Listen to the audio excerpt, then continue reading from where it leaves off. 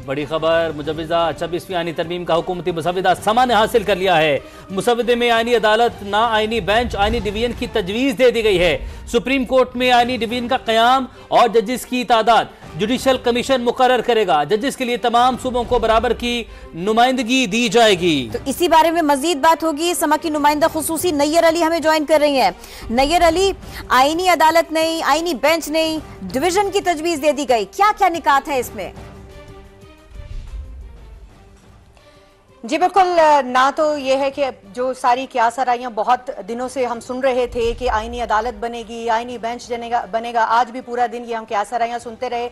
तो इस वक्त हमारे हाथ में वो मुसविदा है जो तमाम मुसविदों को यकजा करके हुकूमत की जानिब से आज खुसूसी कमेटी के इजलास में हवाले किया गया। और ये पहली बार है कि कोई भी मुसविदा जो है वो खुसूसी कमेटी के अरकान के हाथ में दिया गया। वो कि सिर्फ 6 कॉपियाँ दी गई, बाकी सब अरकान को नहीं इसके हवाले किया गया। लेकिन बाहर तौर ये मुसविदा जो है वो इस वक्त समा ने हासिल किया। इस मुसविदे की खास बात यह है कि इसमें जो है वो जो मुजव्वज़ा आईनी तरमीमी ड्राफ्ट है वो 12 सफ़ात पर मुश्तमिल है और 24 नुकात हैं। यानी पहले 56 फिर 54 नुकात थे जो कि सामने आए थे, और अब इस तरमीम को जो है वो 24 तक महदूद किया गया है और इसके ऊपर मजीद काम भी जारी है। आपको ये बताऊं कि इसमें जो तरमीम पेश की गई हैं उसके मुताबिक आर्टिकल 175A में जुडिशल कमीशन के मौजूदा अरकान बरकरार रहेंगे, ये लिखा गया है इसके मतन में। और ये भी कहा गया है कि 4 अरकान जो हैं वो पार्लियामेंट से शामिल किए जाएंगे, जिसमें 2 कौमी असम्बली के और 2 सेनेट के होंगे। एक यकीनन हुकूमत का रुकन होगा कौमी असम्बली और सेनेट का, और एक अपोजिशन का होगा।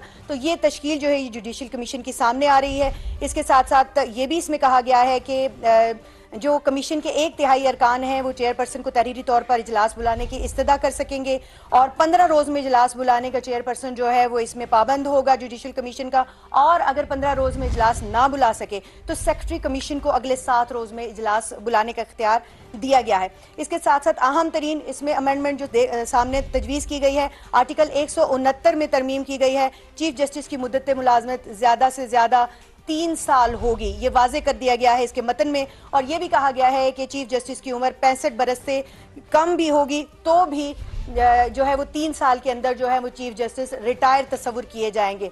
इसके अलावा एक अहम तरीन डेवलपमेंट जो यहाँ पर हम देख रहे हैं वो ये है कि नया आर्टिकल ऐड किया गया है 191A, जिसमें सुप्रीम कोर्ट में आईनी डिवीजन के क़याम की तजवीज़ दी गई है। इसमें यह कहा गया है कि जजेस की तादाद का जुडिशल कमीशन जो है वो मुकर्रर करेगा और मुमकिना हद तक तमाम सूबों को बराबर नुमाइंदगी दी जाएगी। और ये वो डिमांड है जो कि पीपल्स पार्टी की जानिब से बार बार सामने आ रही थी और हुकूमत ने इसको अपने जो मुसविदा है उसमें ऐड किया हुआ है। आईनी डिवीजन के जजेस के अलावा सुप्रीम कोर्ट का कोई जज ओरिजिनल जुरिस्डिक्शन, सो मोटो मुकदमात, आईनी अमूर की अपीलें या सदारती रेफरेंस की समाअत का मजाज नहीं होगा। इसमें मतन में यह भी कहा गया है कि सोमोटो ओरिजिनल जुरिस्डिक्शन की दरखास्तों और सदारती रेफरेंसेस की आईनी अमूर की अपीलों की समाअत और फैसला आईनी डिवीजन का 3 रुकनी बेंच करेगा, जिसे डिवीजन के 3 सबसे सीनियर जज तश्कील देंगे। तो ये बड़े क्लियरली जो है वो जो आईनी डिवीजन है उसकी जो तश्कील है उसके हवाले से इसमें लिखा गया है। साथ में ये भी कहा गया है कि सुप्रीम कोर्ट में ज़ेरे इल्तवा तमाम ऐसे केसेस और ज़ेरे इल्तवा तमाम नजरसानी की दरखास्तें जिन्हें तरमीम के नतीजे में आईनी डिवीजन के दायरे अख्तियार में दिया गया, अब आईनी डिवीजन को मुंतकिल हो जाएंगे और सिर्फ आईनी डिवीजन ही उनके फैसले कर सकेगा। इसके साथ साथ हाई कोर्ट्स के पास जो सोमोटो का इख्तियार है उसको खत्म करने की तजवीज़ भी इसमें शामिल की गई है। आइन के आर्टिकल 209 में तरमीम के साथ ही ये कहा गया है कि चीफ जस्टिस ऑफ पाकिस्तान के खिलाफ रेफरेंस हो तो उनसे नीचे का सीनियर तरीन जज सुप्रीम जुडिशल काउंसिल का हिस्सा बनाया जा सकेगा और जजेस को हटाने की जो वजूहात हैं उनमें नाकिस कारकर्दगी को भी शामिल कर दिया गया है। इसके लिए जजेस की कारकर्दगी पर आपको ये बताऊं कि जुडिशल कमीशन ऑफ पाकिस्तान की रिपोर्ट को बुनियाद बनाया जा सकेगा। सुप्रीम जुडिशल काउंसिल का अपना सेक्रेटेरिएट कायम करने की हवाले से भी बात सामने आई है इसमें तजवीज़ में, और ये कहा गया है कि उसकी एक सेक्रेटरी की सरबराही में स्टाफ के तकर्रुर की तजवीज़ होगी और हर काम काउंसिल के जो कवायद है उनकी रोशनी में होगा।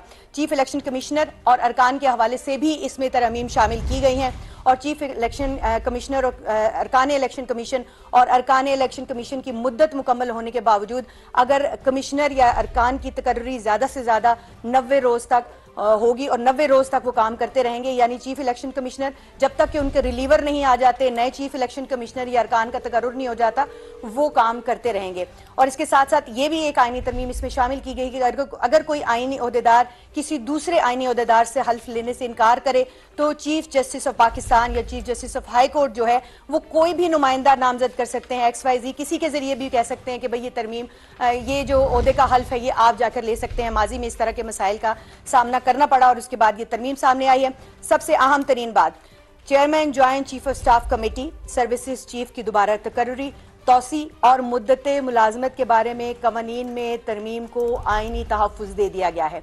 ये अहम तरीन डेवलपमेंट है और इसके लिए जो आइन है उसमें नए 8वें शेड्यूल का इजाफा भी कर दिया गया। 8th शेड्यूल मौजूद नहीं था, अब तरमीम करके 8वें शेड्यूल में इजाफा कर दिया गया है और यह भी कहा गया है कि आइन के आर्टिकल 243 में नई शिक 5 का इजाफा, जिसमें तरमीम के बगैर इन कवानीन में रद्दोबदल नहीं हो सकेगी। यानी अगर तरमीम नहीं होगी तो ये जो कवानीन ऑलरेडी बनाए गए हैं 8वें शेड्यूल का इजाफा किया गया है और आईनी तहफ़्फ़ुज़ दिया गया है। मुद्दत मुलाजमत को chairman joint chief of staff committee services chief की दोबारा तकर्री, तौसी और मुद्दत मुलाजमत, तो उस वक्त तक इसमें तब्दीली जो है वो भी मुमकिन नहीं हो सकेगी। इसके साथ साथ अब ये जो 24 नुकात हैं इनमें इंतहाई अहम नुकात जो हैं उनका इजाफा किया गया है। ये भी कहा गया है कि 26वीं आईनी तरमीम में जो है कि जो आर्टिकल 63A है उसमें तरमीम की गई थी और इसमें यह कहा गया है कि जो मुनहरिफ अरकान है उनका वोट शुमार होगा, ये भी लिख दिया गया है। बहुत इंपॉर्टेंट पॉइंट्स हैं सारे के सारे, बहुत इंपॉर्टेंट पॉइंट्स हैं। समा की नुमाइंदा खुसूसी नैयर अली, कयास नहीं, अफवाह नहीं, हुकूमत का मुसव्विदा, उसी को आपने ब्रीफ किया, बहुत शुक्रिया।